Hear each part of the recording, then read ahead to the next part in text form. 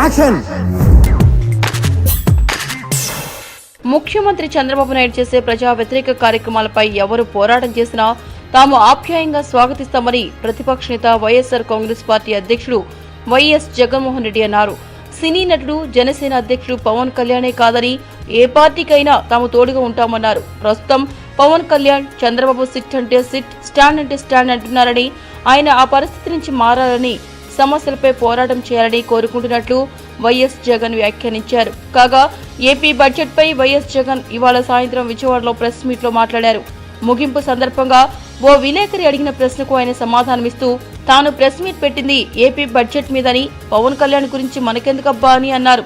కాగా వచ్చే మార్చి నాటికి జనసేన పార్టీ పూర్తిస్థాయి రాజకీయ పార్టీగా అవతరిస్తుందని, 2019 ఎన్నికల్లో 2 తెలుగు రాష్ట్రాల పోటీ చేస్తుందని పవన్ ప్రకటించిన విషయం తెలిసిందే.